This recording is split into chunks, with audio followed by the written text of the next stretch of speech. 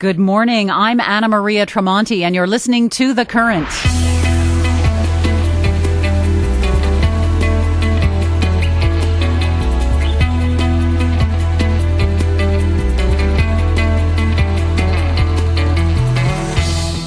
Like all teenagers in Israel, 19-year-old Omer Goldman should have graduated from high school and shortly after that begun serving her required military service.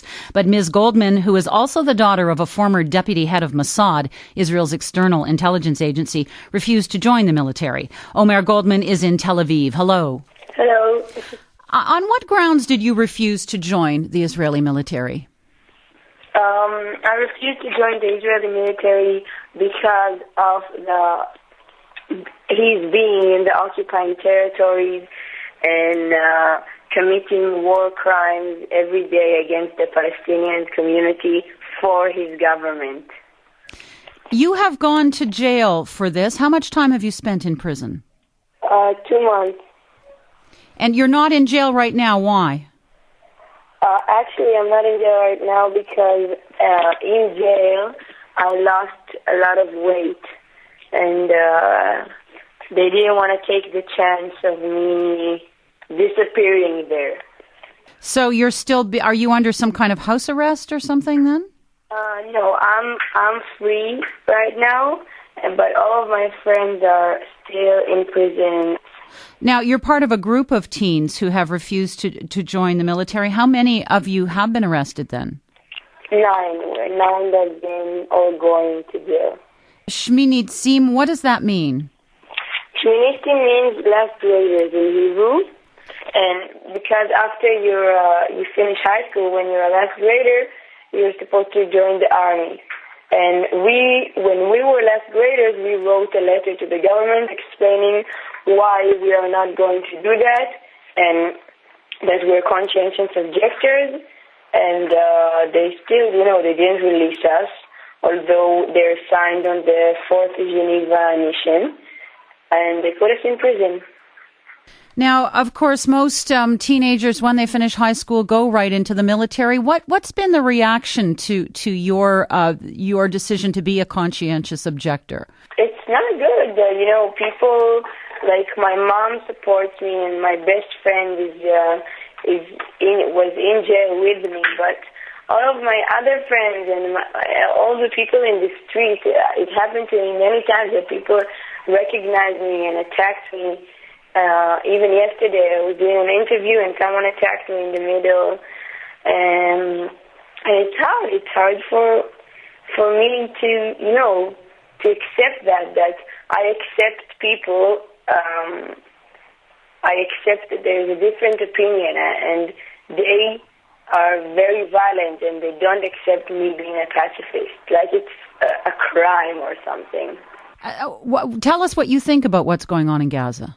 I think it's a disaster, that it's a war only because there's elections in 2 months, and our leaders are trying to prove, that they have power and that we can trust them by killing 500 innocent people, and so they could win more votes. But they're bringing a disaster, because maybe they will win their thousands more votes, but in 10 years no one could live here, because the Palestinians will be so angry, and we will be so angry, because the politicians only think about themselves and not about the people.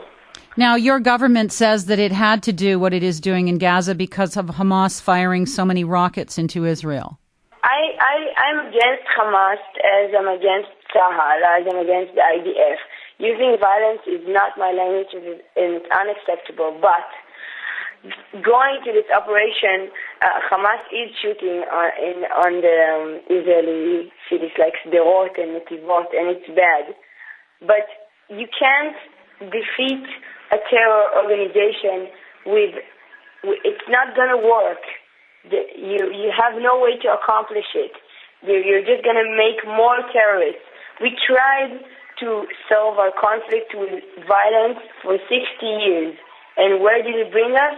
Nowhere. We have to deal with it with much more humanity.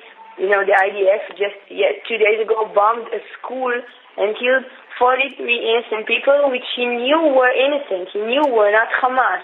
When you say these things to people in Israel, how do people respond to you? I have to start by explaining that all people are equal and that we have bad guys and they have bad guys. And, I have to explain it very slowly so people won't be mad.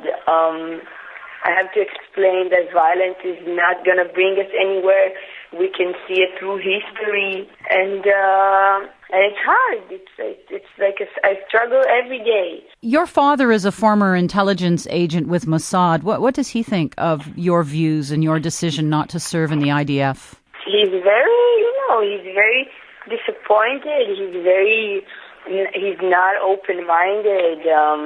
He accepts me for fighting for my cause, but he stopped talking to me. What do most people your age think about the Gaza conflict, do you think, the others you talk to? They don't know what the occupation is and where is the West Bank and where is Gaza.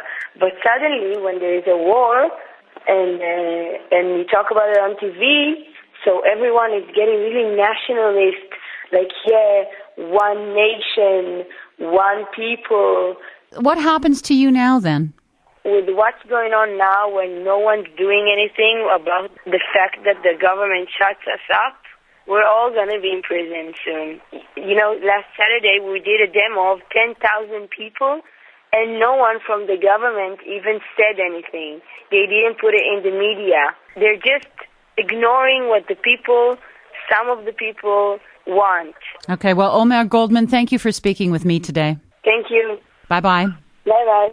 Omer Goldman is a 19-year-old Israeli citizen who is refusing to complete her military service. We reached her in Tel Aviv.